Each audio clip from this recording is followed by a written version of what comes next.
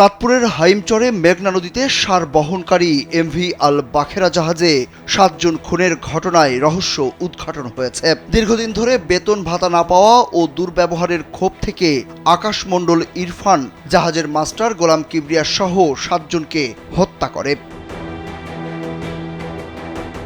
বুধবার দুপুর 12টার দিকে সাংবাদিকদের এক প্রেস ব্রিফিংয়ে এসব তথ্য জানান র্যাব 11-র উপ অধিনায়ক মেজর মোহাম্মদ সাকিব হোসেন। তিনি জানান, জাহাজের বাজার করতেই ইরফান একটি বাজারে নেমেছিল। সেখান থেকে তিনি 3 পাতা ঘুমের ওষুধ কেনেন। আর যে চাইনিজ কুড়াল দিয়ে সবাইকে কুপিয়ে হত্যা করা হয় সেটি আগে থেকে জাহাজেই ছিল। কুড়ালটি জাহাজের নিরাপত্তার জন্য রাখা হয়েছিল।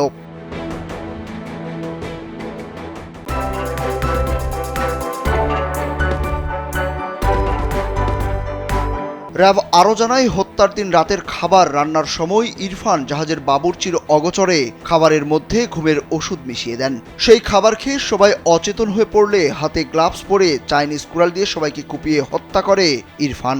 প্রাথমিক জিজ্ঞাসাবাদে গ্রেফতারকৃত আসামি জানায় সে গত 8 মাস যাবৎ এই জাহাজে কর্মরত রয়েছে।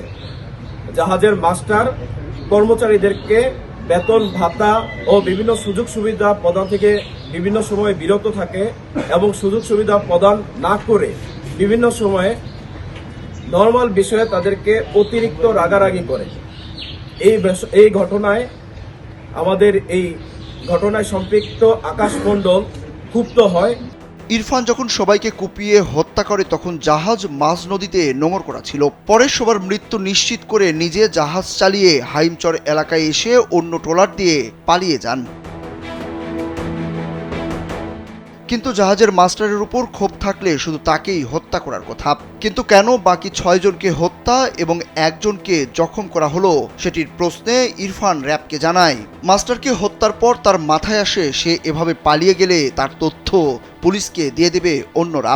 বিষয়টি ফাঁস হওয়ার ভয় থেকেই বাকি 7 জনকে গলা কেটে ও কুপিয়ে হত্যার চেষ্টা করেন।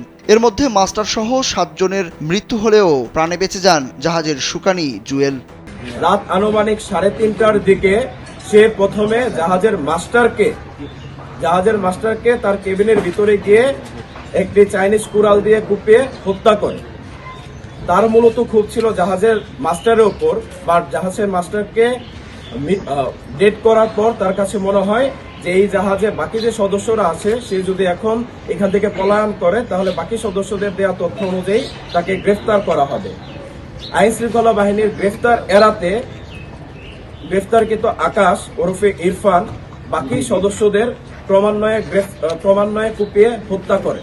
এর আগে গত সোমবার চাঁদপুরের মেঘনা নদীর হাইমচর উপজেলার ঈশানবালা এলাকায় এমভি আল বাখেরা নামের সারবাহী একটি জাহাজ থেকে 5 জনকে মৃত ও 3 জনকে আহত অবস্থায় উদ্ধার করা হয়। এর মধ্যে 2 জন চিকিৎসাধীন অবস্থায় মারা যান। পণ্যবাহী জাহাজটি গত রোববার সকাল 8টার দিকে চট্টগ্রামের কাফকো সার কারখানার ঘাট থেকে যাত্রা শুরু করে। সুরুজ আহমেদ, কালবেলা।